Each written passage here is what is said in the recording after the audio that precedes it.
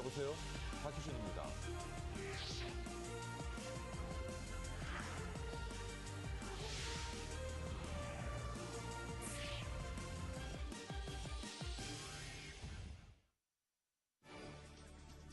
머니24 헤드라인입니다. 세계 각국의 보호무역 조치가 지난해부터 크게 증가하고 있는 것으로 조사됐습니다. 일본은행이 물가 상승률 목표치를 2%로 두고 무제한 돈을 푸는 아베 내각 방침을 수용한 것으로 전해졌습니다.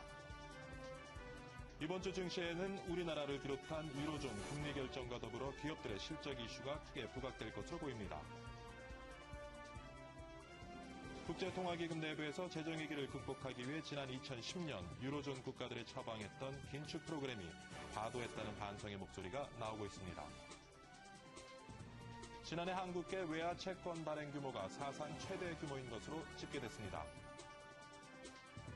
박근혜 당선인이 경제민주화 실천 의지를 강화하면서 우리 경제구조가 중소기업 중심으로 전환될 방침입니다.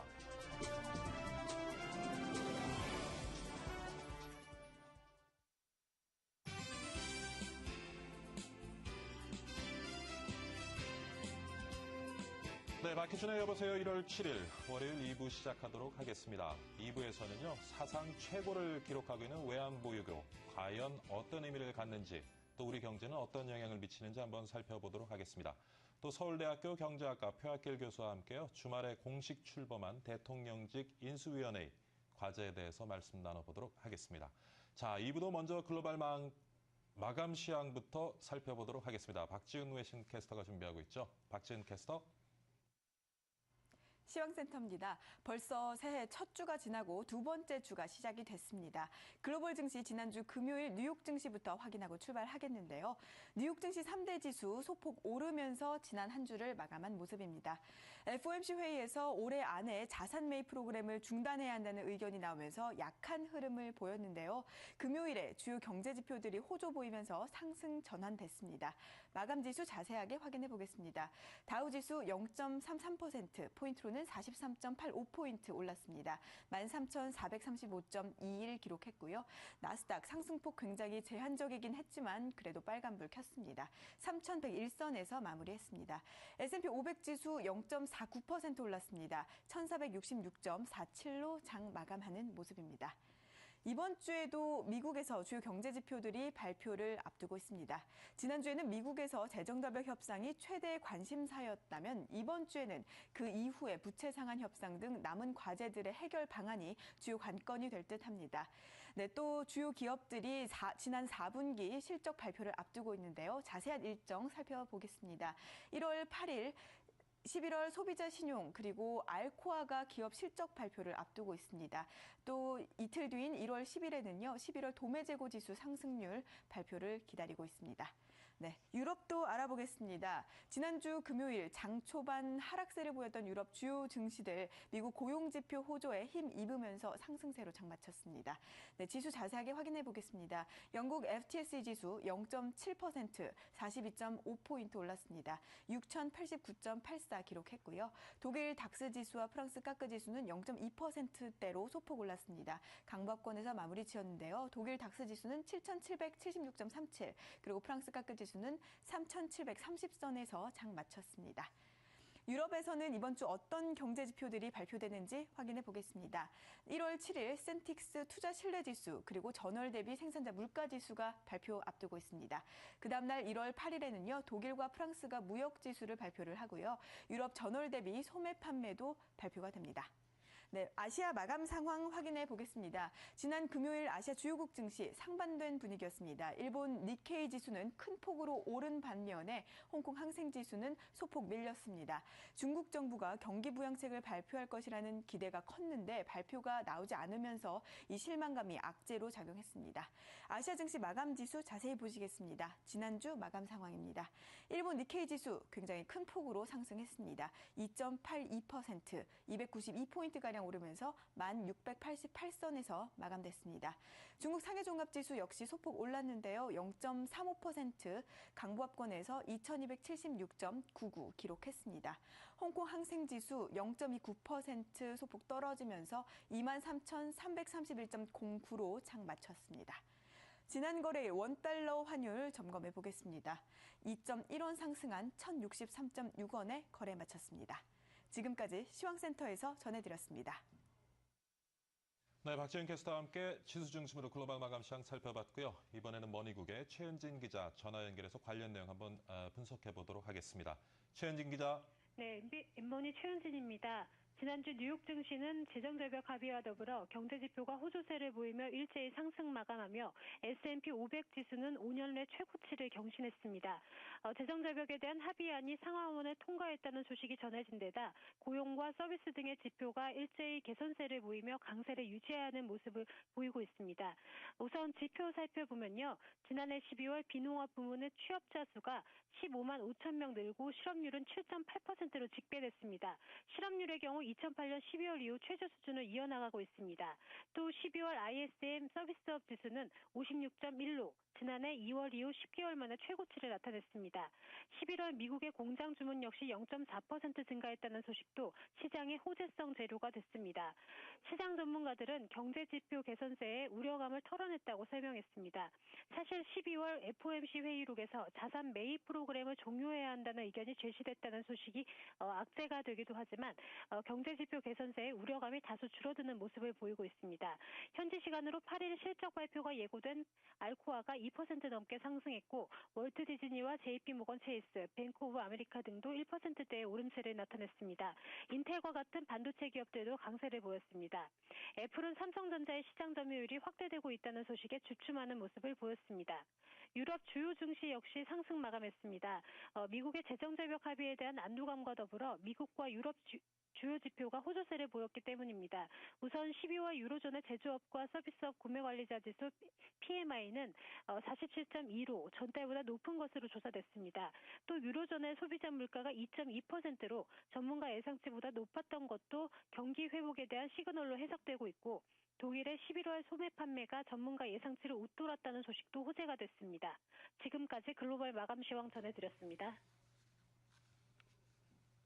네, 최현진 기자 수고 많았습니다. 다음 소식입니다. 일본은행이 물가 상승률 목표치를 2%로 두고 무제한 돈을 푸는 아베 내각 방침을 수용한 것으로 전해졌습니다.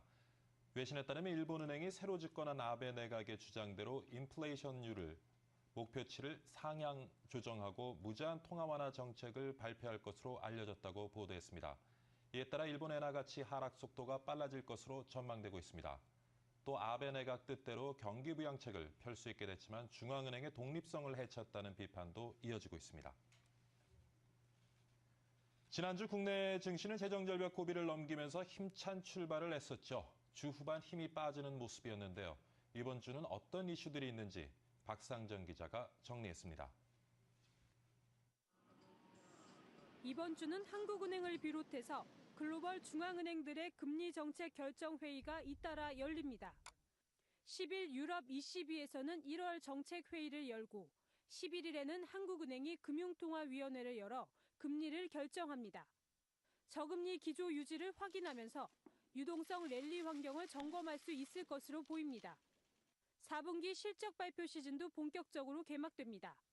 미국은 8일 알루미늄 생산업체 알코아가 국내 역시 8일 삼성전자의 잠정 실적 발표를 시작으로 4분기 어닝 시즌에 대한 관심이 고조될 전망입니다. 어닝 시즌 개막 직전 미국 S&P 500 기업의 4분기 순이익 전망치는 전년 대비 3.1% 상승으로 그동안 계속됐던 하향 조정 흐름에서 벗어나고 있습니다. 눈높이가 낮춰진 상태라 오히려 어닝 서프라이즈 가능성을 높게 예상하고 있습니다. 또 세계 최대의 가전 박람회 세스 2013이 현지 시간으로 8일부터 11일까지 라스베이거스에서 열립니다. 삼성전자와 LG전자 등 국내 완성품 업체뿐 아니라 부품주들을 포함한 전기 전자 업종 내에서 어떤 종목이 수혜주로 부각될지도 관심사입니다. 지수 상승에 걸림돌이 될 만한 것으로는 뱅가드 펀드의 벤치마크 변경 등이 있습니다. 세계 최대 이머징 상품을 운용하는 뱅가드는 올해부터 추종 벤치마크를 모건 스탠리 캐피털 인터내셔널 이머징 마켓 지수에서 파이낸셜 타임스 증권거래 이머징 지수로 변경합니다. 투자의 기준선이 달라지는 겁니다. 미리 자금이 이동하는 것을 방지하기 위해 뱅가드는 변경 시작 시점을 미리 발표하지 않을 계획이지만 시장에서는 대략 다음 주부터 진행될 것으로 예상합니다. 우리나라는 파이낸셜 타임스 증권거래에서는 선진국, 모건 스탠리 캐피탈 인터내셔널에서는 신흥국으로 분류됩니다. 뱅가드의 신흥국 펀드 규모는 700억 달러인데 반해 선진국 펀드 규모는 120억 달러에 불과해 국내 시장에서 자금 순유출이 불가피한 상황입니다. M머니 최현진입니다. 네, 국제통화기금 내부에서 재정 위기를 극복하기 위해 지난 2010년 유로존 국가들에 처방했던 긴축 프로그램이 과도했다는 반성의 목소리가 나오고 있습니다. 경제 전반에 미치는 긴축의 부작용이 과소평가됐던 만큼 지금이라도 긴축의 강도를 완화할 필요가 있다는 지적입니다. 블룸버그 통신에 따르면 IMF의 이코노미스트들은 전미 경제학회 연례총회에서 2010년 재정위기 당시 해당 국가들이 실시한 긴축 정책에 대해 분석한 결과를 공개하며 이같이 말했습니다. 이들은 재정 변수 변화에 따라 국민 소득이 얼마나 변하는가를 나타내는 계수인 재정 승수를 바탕으로 당시 IMF가 긴축 정책이 나올 수 있는 부작용을 잘못 평가했다는 결론을 내렸습니다. 지난해 한국의 외화 채권 발행 규모가 사상 최대 규모인 것으로 집계됐습니다. 주요국의 양적 완화 정책에 따른 글로벌 유동성 확대와 한국의 신용등급 상승이 맞물렸기 때문인 것으로 풀이됩니다. 국제금융센터 등에 따르면 지난해 한국의 외화 채권 발행 규모는 우리 돈으로 약 41조 6천억 원 규모인 391억 달러로 2011년 297억 달러에 비해 32% 증가했습니다. 한국의 외화 채권 발행 규모는 지난 2008년 리만 브러더스 파산 여파로 138억 달러로 줄었다가 이듬해 200억 달러로 회복되며 점차 증가해 지난해에는 사상 처음으로 300억 달러를 돌파했습니다. 박근혜 당선인이 경제민주화 실천 의지를 강화하고 있습니다. 새 정부도 우리 경제 구조를 중소기업 중심으로 전환한다는 계획입니다. 이나연 기자가 전해드립니다. 박근혜 대통령 당선인은 지난달 26일 가장 먼저 중소기업 중앙회를 방문했습니다. 우리 중소기업들이 새로운 일자리를 만드는데 중심이 되도록 그렇게 만들겠습니다. 박 당선인은 이어 전국경제인연합회를 방문해 대기업 총수들에게 중소기업과의 상생을 당부했습니다. 우리 대기업도 좀 변화해 주시기 바란다는 그런 마음입니다. 대기업이 중소기업의 영역이나 골목 상권까지 이렇게 파고들어서 소상공인들의 그 삶의 터전을 침범하는 일, 이것도 좀 자제되었으면 합니다. 정경련에 앞서 중기중앙회를 찾은 것은 역대 대통령 중 박 당선인이 처음이었습니다. 5년 전 이명박 당선인이 비즈니스 프렌들리를 내세우며 친기업적 정부의 발걸음을 이어간 것과는 반대로 박 당선인은 재계의 변화를 촉구했습니다. 새해 들어서도 박 당선인은 중소기업 살리기 행보를 이어갔습니다. 박 당선인은 지난 4일 중기중앙회 신년 인사회에서 축하 메시지를 통해 우리 경제 구조를 중소기업 중심으로 전환할 것이라고 말했습니다. 이어 불공정, 불합리, 불균형 등의 산불 해소를 통해 중소기업과 소상공인의 어려움을 해결해 나가겠다고 밝혔습니다. 다만 새 정부에서는 대기업뿐만 아니라 중소기업 등 모든 기업을 아우를 수 있는 정책이 나와야 한다는 의견이 나오고 있습니다. 국내 경기를 살리기 위한 그런 대책들이 좀 시급히 필요한 것 같습니다. 그리고 여러 가지 이제 규제라든지 또 세제 문제, 노동제도라든지 이런 것들도 좀 기업 투자 의욕을 좀 살릴 수 있는 방향으로 그렇게 좀 변화되었으면 합니다. 기업과 정부가 머리를 맞대고 경제 위기 해결에 나서길 기대해 봅니다. M머니 이나연입니다. 네, 올해부터 특허만으로 정책 자금을 지원받을 수 있게 될 전망입니다. 중소기업 측은 올해 중소기업 정책 자금 가운데 3천억 원을 개발기술 사업화 자금으로 배정하면서 지식재산권 담보대출을 새로 취급하기로 했습니다.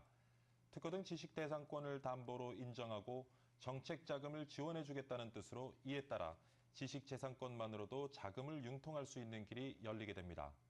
자금 문제로 고심하던 중소기업들이 특허를 제품으로 연결시킬 수 있는 길이 열린 것은 물론이고 특허 자체에 대한 관심도 높아질 전망입니다. 오늘부터 LG U+를 시작으로 이동통신 3사가 총 66일에 걸친 영업정지에 들어갑니다. 통신업계에 따르면 LG U+는 오는 7일부터 30일까지 총 24일, SK텔레콤은 31일부터 2월 20일까지 총 22일, KT는 2월 22일부터 3월 13일까지 총 20일간 휴대전화 신규 가입자를 유치할 수 없게 됩니다. 이동통신 3사는 그동안 과도한 보조금 경쟁을 펼쳐 지난해 12월 24일 방송통신위원회로부터 영업정지 처분과 함께 총 118억 9천만 원의 과징금을 부과받았습니다. 영업정지 기간 동안 이동통신사들은 휴대전화 신규 가입자와 번호이동 가입자를 유치할 수 없게 됩니다. 애플의 아이폰 5가 미국 컨슈머 리포트 평가에서 LG, 삼성 등 경쟁사의 제품보다 낮은 점수를 받았습니다. 컨슈머 리포트 스마트폰 평점에서 AT&T와 스프린트 기준으로 LG 옵티머스 G가 가장 높은 점수를 받았으며 이어 갤럭시 S3, 아이폰 5 순이었습니다. 컨슈머 리포트는 미국 이동통신사 4곳을 기준으로 각각 3개씩 최고 스마트폰을 꼽았는데 아이폰 5는 T모바일과 버라이즌 기준 평점에서 모두 3위 안에 포함되지 못했습니다. 전 세계적으로 경제 위기로 금융권의 분위기가 좋지 않습니다. 은행들은 자사가 취약했던 영역을 새로운 성장 동력으로 제시하며 사업 비중을 늘리고 있는데요. 은행들의 영업 확장을 서한한 기자가 전해드립니다. 소매금융 강자 KB국민은행, 중소기업 영업이 특화된 IBK 기업은행. 하지만 이 같은 평가는 이제 바뀌어야 될 것 같습니다. 경제 위기에 따른 여파가 지속되자 은행들은 자사의 취약한 부분을 강화하기 위한 변신에 나섰기 때문입니다. 방송인 송혜 씨를 내세운 광고에서 국민 모두의 은행이라는 슬로건을 강조하고 있는 IBK 기업은행은 소매금융 쪽에서 두드러진 성과를 거뒀습니다. 광고를 본 뒤 기업은행을 찾아왔다고 밝힌 고객의 유치예금이 지난해 말까지 1,200억 원이 넘습니다. 광고 후 2년 동안 개인 고객 수도 200만 명 넘게 증가하며 광고 전에 비해 2배 이상 증가했습니다. 반면 KB국민은 기업금융 쪽에서 강세를 보였습니다. 어윤대 KB금융지주 회장이 신년사를 통해 소매금융뿐만 아니라 기업금융에서도 좋은 성장을 이뤄냈다고 칭찬할 정도입니다. 국민은행은 지자체 금고 영업에 뛰어들어 부산시, 광주시 등에서 농협을 제치고 금고 운영업체로 선정됐습니다. 경제 사정이 악화됐음에도 중소기업과 개인자영업자 대출 금액은 증가했습니다. 중소기업과 개인자영업자 대출 규모가 2010년에 비해 2조 원과 4조 원이 증가한 66조 원과 39조 원을 각각 기록했습니다. 그런 기업들에 대한 사회공헌 측면에서 비올 때 우선을 빼서는 안 되듯이 그런 기업들에 대해서 좀 더 지원 체제를 강화한 게 일단 총량이 좀 늘어났고요. 위기를 기회 삼아 새로운 사업 확장에 나선 은행들이 어떤 결과를 이뤄낼지 관심이 모아집니다. M머니 서한환입니다.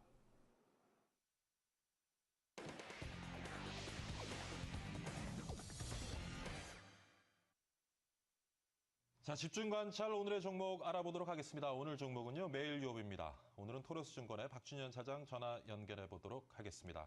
안녕하십니까, 차장님? 안녕하세요. 네, 주말 잘 쉬셨어요? 네, 잘 보냈습니다. 네, 오늘 매일 유업에 대해서 좀 알아보려고 하는데요. 최근 매일 유업이 가지고 있는 이슈 한번 살펴봐 주시죠. 예, 메일 유업 하면은 분유, 가공유, 그리고 컵커피 분야에서 높은 시장 점유율을 차지하고 있는 국내의 대표적인 유가공 기업이죠. 예. 2012년에는 굉장히 핫한 종목이었습니다. 중국도 시화와 내수 소비 성장과 관련해서 중국향 분유 수출이 증가했기 때문에 주가 상승률이 상당히 높았었습니다. 일단은 2013년에도 수익성 개선을 위해서 저지방 우유의 제품 비중을 상향시킨다든지 컵커피 제품의 가격을 인상하는 등의 전략을 쓰고 있고요. 일단은 최근의 이슈는 자회사인 제로투세븐이 상장 예수심을 통과했습니다. 중국과 영유아복 브랜드인데요. 중국에서 성공한 유일한 국내 유아복 업체로서 상장 시 시장 관심이 상당히 높을 것으로 예상이 됩니다. 네, 그렇군요. 뭐 이런저런 호재들이 있는데 최근에 수급 상황은 어떻습니까? 일단은 기관이 꾸준한 매수 기조를 보여준 덕분에 예. 지난 1월 4일 7만 주 이상 매수를 했습니다. 그래서 8% 상승한 34,150원을 기록을 했고요. 외국인들은 12월 초부터 차익 실현 기조를 보여왔습니다만 지난 금요일에는 소폭 매수 전환을 한 그런 상황입니다. 네. 앞으로 좀 매일 유업의 종목 전망 좀 해주시고 우리 투자자들의 전략 좀 세워주시죠. 일단 리스크 요인은 좀 있겠습니다. 아무래도 에그플레이션에 따른 원유 가격의 인상 가능성, 그리고 또 출산율 둔화에 따라서 분유 시장이 제한적으로 성장할 가능성은 분명히 리스크라고 할 수 있겠고요. 그렇지만 일단은 그 핵심적인 모멘텀은 10조 원 규모의 중국 분유 시장을 진출했다는 것이죠. 문제는 중국 분유 시장의 그 70% 정도의 점유율을 대개 글로벌 기업들이 점유를 하고 있습니다. 뭐 유명한 네슬레라든지 뭐 에버트 이런 기업들이 점유를 하고 있는데요. 예. 메일유업은 중소도시 위주로 판매망을 구축하고 있고요. 중국 쪽의 실적이 어떻게 나오느냐에 따라서 주가 프리미엄이 결정되지 않겠는가라고 생각하고 있습니다. 일단은 목표가 4만 원 매수 관점을 유지하겠는데요. 조정 시에 매수하는 관점에서 접근하도록 하겠습니다. 네. 오늘 토로스증권의 박준현 차장과 함께 매일 유업 관련된 투자 전략 같이 한번 세워봤습니다. 이른 아침에 전화 연결 감사드립니다. 감사합니다. 대한민국 최고의 명품 경제 프로그램 생방송 박기준의 여보세요. 네, 우리나라 외환 보유액이 5개월 연속 역대 최대치를 기록하고 있다고 합니다. 3,270억 달러 규모로 세계 7위 수준이라고 하는데요.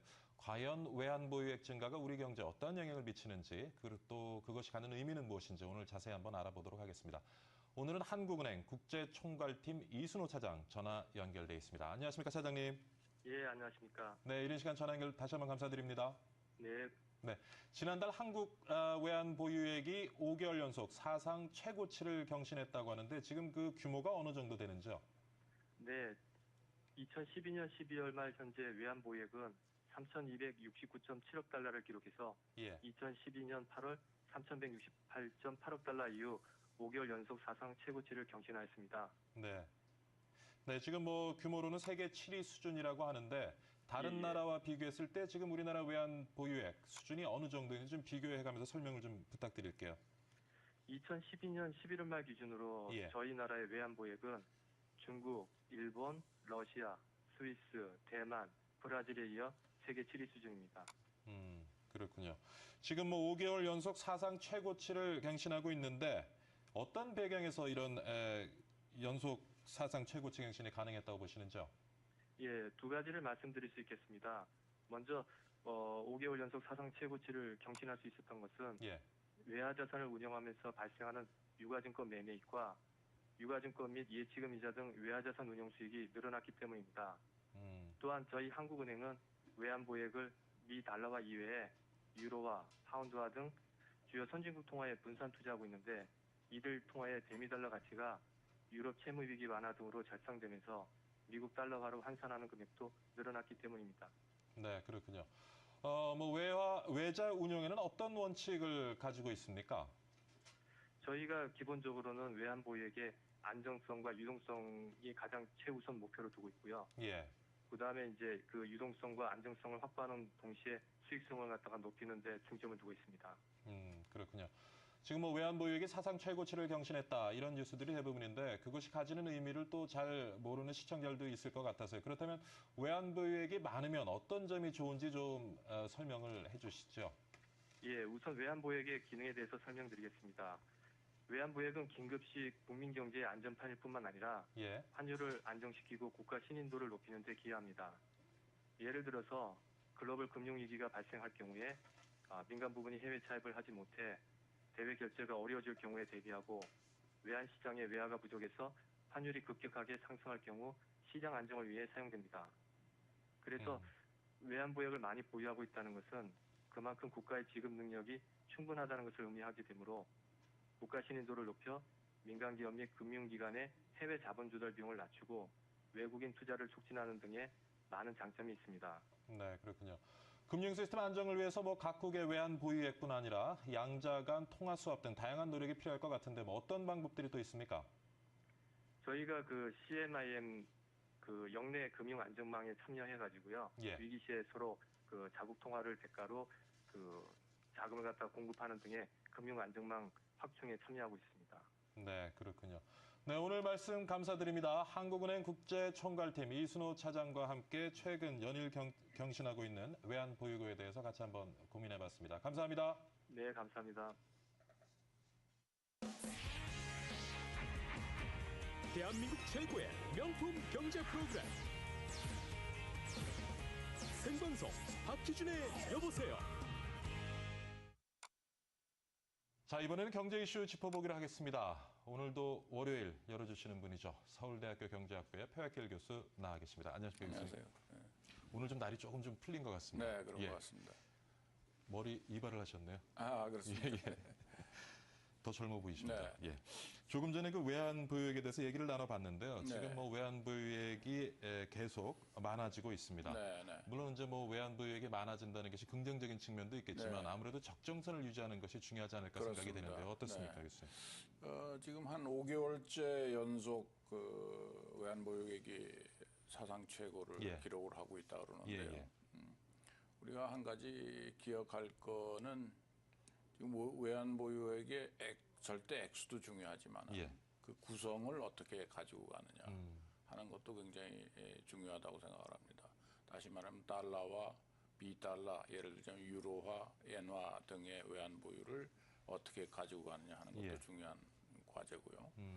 또 한 가지는 모든 것이 그렇습니다만 기회비용이 있는 것이죠. 예. 무조건 외환 보유를 많이 많다고 쌓는다고 좋은 것은 아니니까요. 예. 적정 외환 보유액은 항상 그 경제학 이론적으로도 그 분석의 대상이 되고 뭐 디베이트의 대상이 되는 그러한 타픽입니다만은 과연 그러면 지난 5개월 혹은 6개월 동안 우리의 그 외환 시장 내지는 국제 금융 시장이 변동성이 굉장히 증가하는 쪽으로 갔느냐 안 그러면 변동성이 수축되는 쪽으로 갔느냐 하는 때에 따라서 변동성이 어느 정도 수축되는 쪽으로 갔다면은 외환 보유액을 그렇게 많이 쌓아놓을 이유가 하등에 없는 것이죠. 따라서 이거는 굉장히 뭐 테크니컬한 문제이긴 합니다만은 정책 당국에서 주의를 기울여야 되는 그런 문제라고 생각합니다. 교수님 보시기에 지금 변동폭은 줄어드는 추세에 있는데 네. 우리의 지금 외자는 늘어나고 있는 추세에 있기 있다. 때문에 그렇다면 지금의 그 3,270억 달러란 말이죠. 네. 이 외환 보유액 규모가 네. 지금 우리나라 경제의 지금 상황을 봤을 때 적절하다고 보시는지요? 조금 과도하다고 봅니다. 제 생각에는. 예. 왜냐하면은 외환 변동성은 좀 줄어들고 있는 추세인데 계속 쌓이기 때문에요. 외환 보유액이. 따라서 적정한 아까 말씀드린 대로 그 적정한 포트폴리오 구성도 중요하고 국가 차원에서 그리고 또 일부 외화 자금을 어떻게 운용하고 할 것이냐 하는 것도 정부의 과제라고 생각합니다. 사실 우리가 좀 외환 보유액에 대해서 지나치게 좀 우려하는 것이 사실 1990년대 후반에 우리가 외환 위기를 겪으면서 사실 또 지나친 우려를 하고 있는 것일지도 모르겠습니다만은 사실 지금은 이제 뭐 그 각국의 이제 양적 완화 조치를 취하고 있고요. 그러다 보니까 유동성이 증가하고 증가된 유동성이 위험 자산으로 몰리면서 국내에 좀 외자들이 많이 유입이 될 가능성이 있고요. 그러다가 어느 시점에 가서 또 투기성 자본이 빠져나가면서 또 우리 환율에 문제가 생겨서 다시 한번 또 외환위기와 같은 그런 위기를 겪지 않을까 하는 우려가 있습니다. 네, 그런 우려 때문에 계속적으로 쌓아나가고 있는데요. 또 다른 측면을 생각을 하면은 앞으로 예를 들자면 뭐 토빈세 도입이라든가 그런 것이 논의가 되고 있는 상황이기도 하고 제가 보기에는 외환 부문에서 변동성은 적어도 지난 6개월 동안 줄어드는 추세에 왔기 때문에 지나치게 외환 보유액을 무조건 쌓아놓는다고 그것이 적정한 외환 보유액이라고 생각할 수는 없다고 생각합니다. 네. 어떤 그 지나친 투기성 자본의 유출을 막기 위한 토빈세 등의 어떤 제도적인 장치 지금 뭐 국회 논의가 되고 있죠. 앞으로 아마 어떻게 보시는지요? 인수위원회에서 다뤄야 할 중요한 정책 과제 중에 하나라고 봅니다.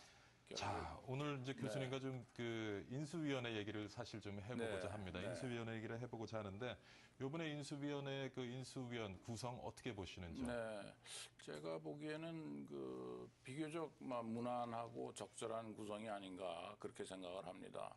과거에 보면 그 인수위원회가 너무 글쎄요 좀 정치적인 색깔이 짙었다 그럴까요? 이번에 적어도 표면적으로는 나타난 것이 물론 대부분의 인수위원들이 그동안에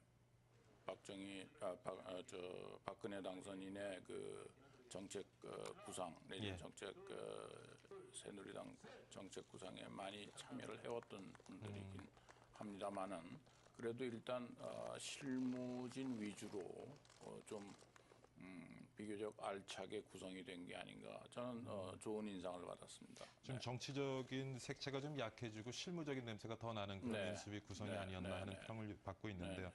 아무래도 이제 경제 1분과 2분과에서 어떠한 앞으로 5년간의 앞으로 향후 5년간의 경제 밑그림을 만들어낼 것인가 좀 관심이 더 집중되고 있는 것 같은데 어떻게 보십니까?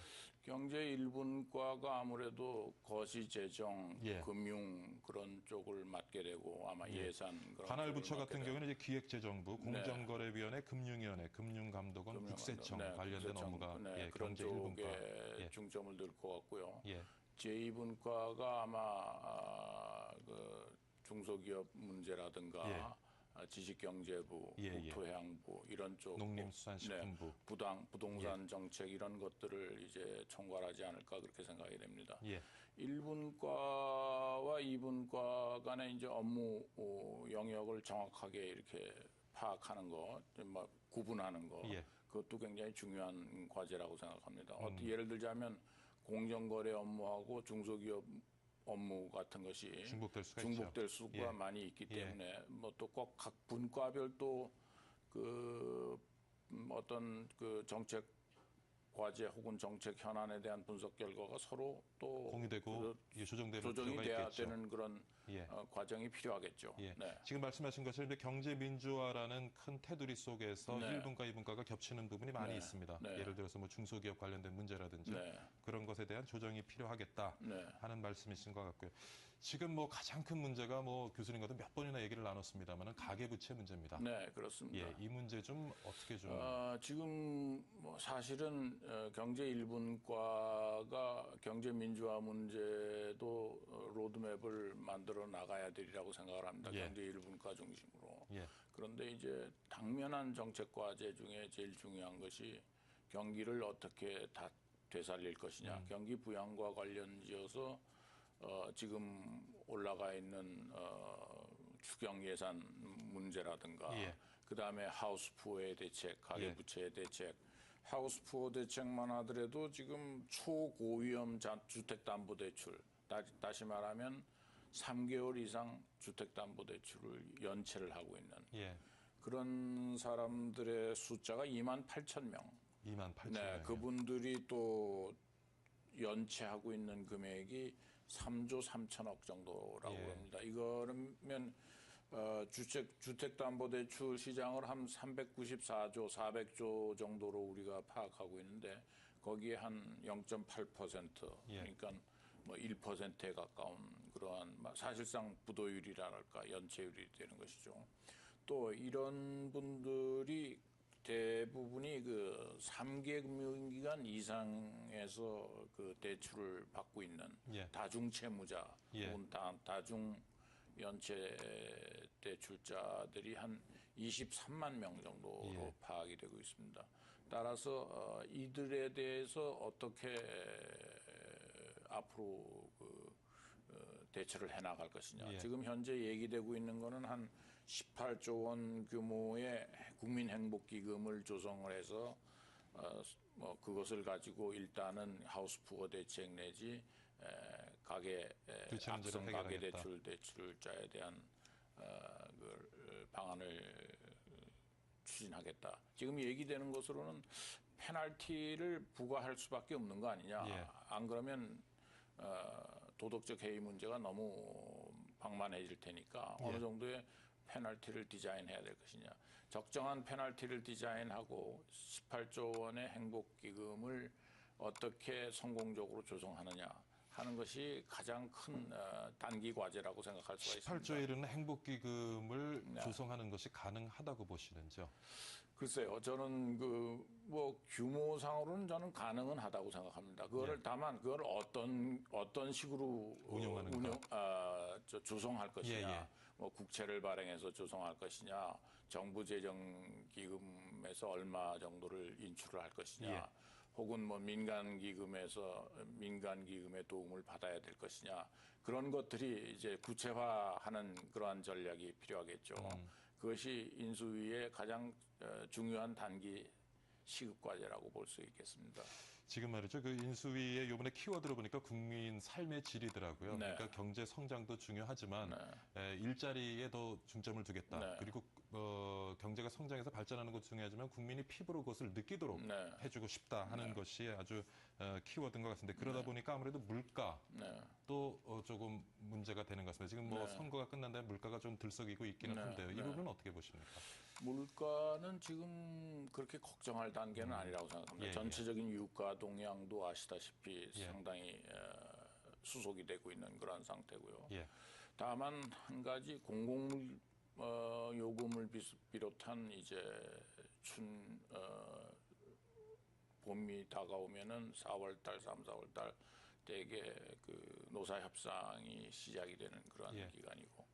공공요금 인상 요인들이 상당히 존재한다고 그렇게 파악하고 있습니다. 예.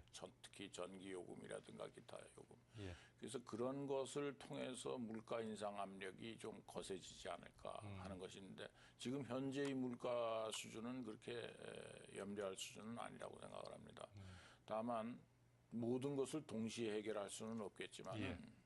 결국 일자리 창출이 그 가장 중요한 키워드고 일자리 창출이 사실은 가계부채 문제라든가 하우스푸어 문제하고 그렇죠. 직접 다 연관이 되는 그러한 문제들이긴 소득이 합니다만 줄기 때문에 지금 발생하는 문제죠. 기본적으로 일자리 창출에 대해서도 제 생각에는 가장 앞서야 되는 것이 민간 투자라고 생각합니다. 이제 지난 한 2년 동안 사실상 민간 투자가 거의 제 길을 찾지를 못했죠. 예. 여러 가지 요인이 있었겠습니다만은 뭐 환율 요인이라든가 안 그러면은 전반적인 사회 분위기의 요인이라든가 지금 대기업을 중심으로 또 중소기업은 물론이고 투자를 활성화하지 않은 상태에서 일자리 창출을 바란다는 것은 불가능한 일이죠. 그거는 마치 그리스나 스페인이 간 길을 가자는 거나 마찬가지죠.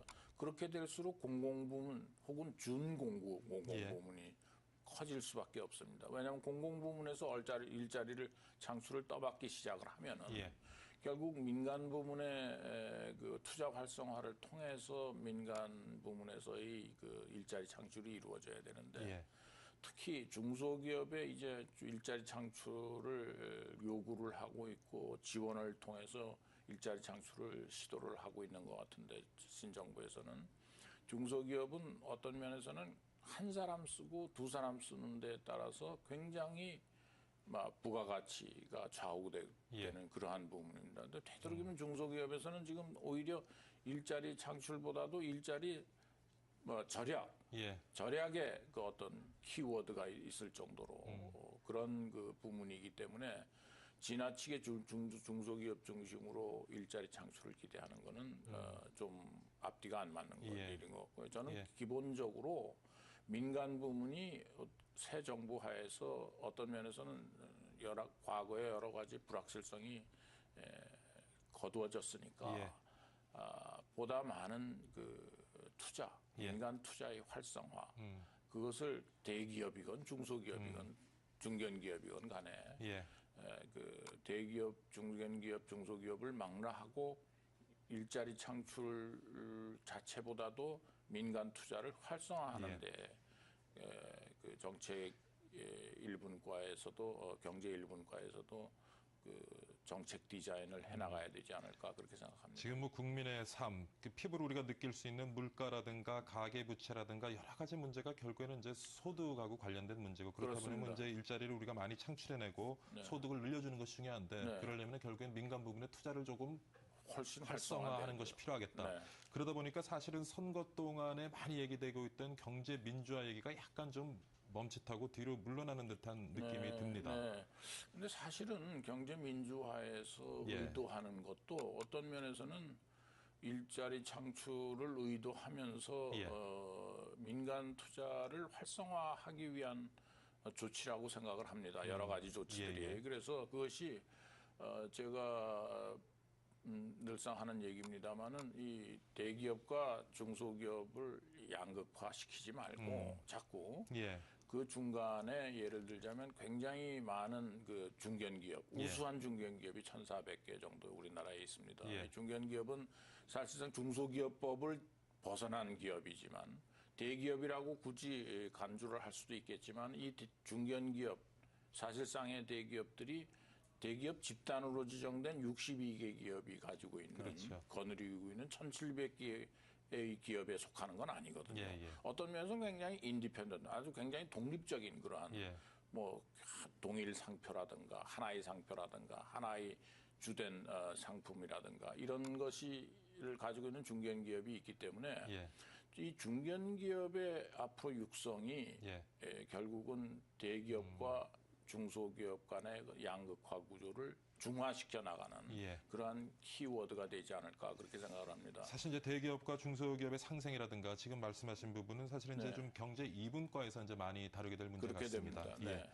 그리고 지금 이제 말씀하시는 부분은 아무래도 중견기업을 좀 육성하고 지원할 수 있는 활성화 대책이 좀 필요하다는 말씀이시죠. 그 외에 대기업과 지금 사실 굉장히 국민적인 어떤 정서도 그렇고요.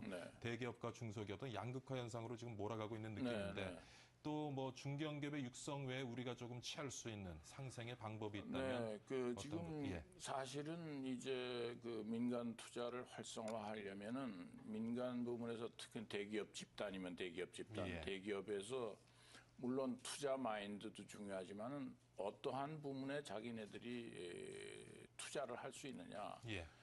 우리나라 대기업 집단, 특히 대기업의 경우에 투자할 수 있는 부분이 그렇게 한정이 돼 있습니다. 특히 예를 들자면 뭐 중소기업하고 경합업종은 투자를 못 하고, 그다음에 또 계열사 늘리는 식으로의 투자는 안 되고 여러 가지 제한이 있기 때문에 제대로 된 투자를 할 수가 없죠. 물론 자기들이 전문화된 업종에만 계속 투자해 나가라는 것이 정부의 어떤 그 투자 정책이라고도 볼 수 있는데 때에 따라서는 다변화 전략도 필요하고요.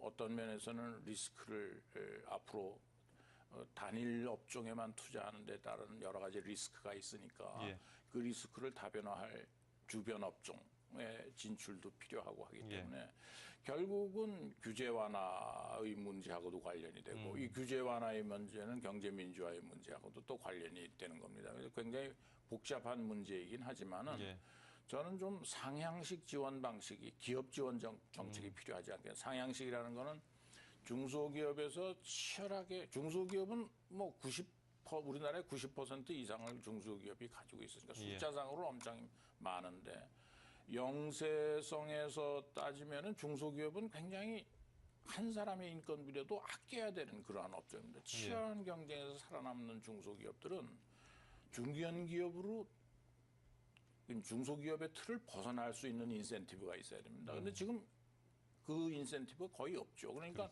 오히려 중소기업을 두세 개 더 만드는 게 차라리 나을 수도 있고 어떤 면에서 중소기업법 보호 내에서 보호를 받으려면 말이죠.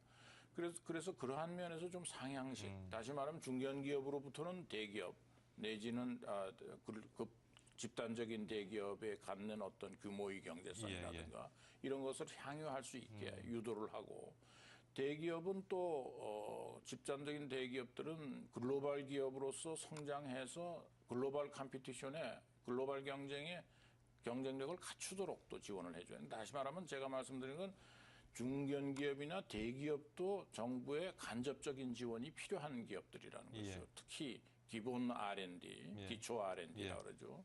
이런 것에 대해서는 지금 글로벌 기업으로 성장한 삼성전자나 현대자동차도 기초 R&D에는 투자할 여력이 없습니다. 투자할 자금이 없다기보다도 투자할 여력 자체가 없는 것이죠. 그래서 국가는 기초 R&D를 지원하는 것 자체가 사실상 대기업 집단, 대기업 중견기업들을 지원하는 그러한 정책이라고 생각을 하고. 그래서 아마 이번 인수위에서 아마 그 정부 부처를 조정을 하면서 교육과 지금 과학이 사실 같이 있는데 교육과 과학을 분리시켜서 좀 기초 R&D를 좀 더 지원하겠다는 의지를 가지고 있는 것 같습니다. 저도 그렇게 생각을 하고 그래서 그 분리해서 추진할 만큼 앞으로의 과학기술 정책, R&D 지원 정책 이런 것들은 중요한 게 아닌가. 다만 컨트롤 타워를 일어나는 것이 중요하겠죠. 이번에 사실 뭐 경제 2분과 간사가 사실 중소기업 청장 출신이 이제 임명이 되면서 조금 이게 중소기업과 대기업 간의 상생 문제에서 중소기업 중심으로 좀 정책이 만들어지는 것이 아닌가 하는 시장 얘기도 있습니다만 지금 교수님 말씀대로 좀 이렇게 상향식의 어떤 그런 선순환적인 구조가 만들어질 수 있도록 프레임을 좀 바꿨으면 하는 바람입니다. 그다음 또 하나 짚어볼 것이 이제 경제 2분과에서 부동산 문제가 있습니다. 이번에 근데 인수위원 임명된 분들의 그 성향을 보면은 굉장히 시장주의자인 것 같고요. 이 부분은 어떻게 보시는지? 저도 부동산 정책이 너무 부침을 거듭해 왔기 때문에 뭐 시중에서는 그냥 부동산 정책이 뭘 발표가 된다 그러면은 그냥 웃어버리는. 신뢰성이 없죠. 신뢰성을 너무 정부 쪽에서 상실을 한 것 같습니다. 그런데 그만큼 부동산 정책은 또 중요한 정책입니다. 우리나라 제가 추계하기에는 국내 경기의 한 20 내지 30%는 사실상 부동산 정책이 좌우를 한다고 생각합니다.